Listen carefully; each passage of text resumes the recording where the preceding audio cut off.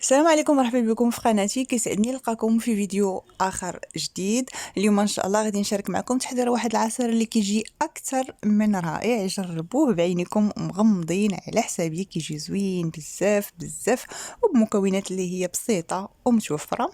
غادي نحتاجو ليه جوج ديال الحامضات وواحد تفاحه وحيده وياغورت طبيعي او دانون مسوس.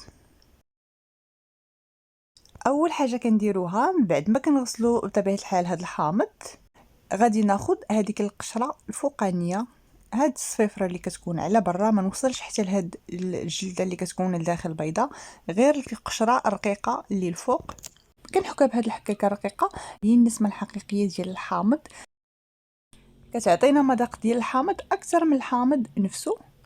صافي كنحك حتى حامضه ثانيه، غنوضعو في شي اناء وغادي نوضعو على جنب.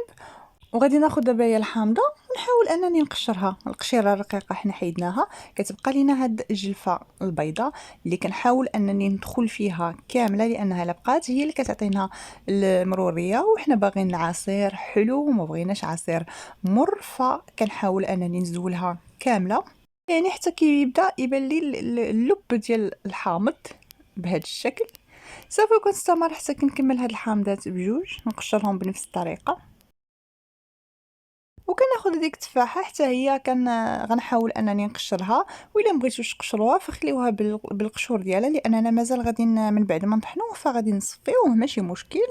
وكنزول ليها هذاك الوسط ديالها.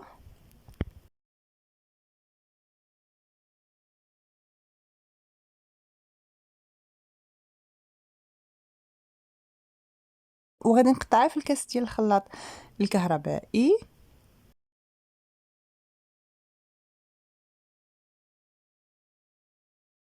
وغنقطع معاها حتى الحامض، غادي نقطعو بهذا الشكل يعني من العرض ديالو شكل دائري. علاش؟ باش الا كانت هادوك العصيفات ولا البذور ديال الحامضه نشوفوهم ونزولوهم، وماشي مشكل يعني الا دازت لنا شي وحده، فكيف ما قلت لكم مازال غادي نصفيو العصير ديالنا. وكنضيف دانون مسوس. بالنسبه لدانون مسوس فانا خرجته من المجمد، يعني كنخليوه في المجمد حتى كيجمد لينا.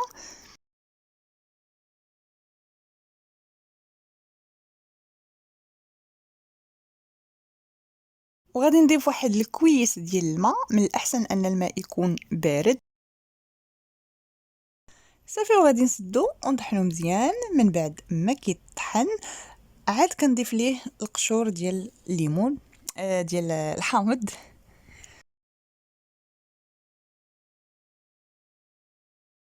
وكنضيف السكر. بالنسبه للسكر فانا كنضيف 3 ديال المعالق، يعني على حسب كل مره والحامضه كيفاش كتكون، مره كبيره مره صغيره. فهو في الاساس كنضيف 5 المعالق، عاد كتجيني الحلاوه هي هذيك. ولكن كيف ما قلت لكم ما عارفينش يعني الحجم ديال الحامضه كل مره وكيف كيكون، حيت انا العصير ديما كنديرو غير هي، وكل مره وشحال كندير ديال السكر.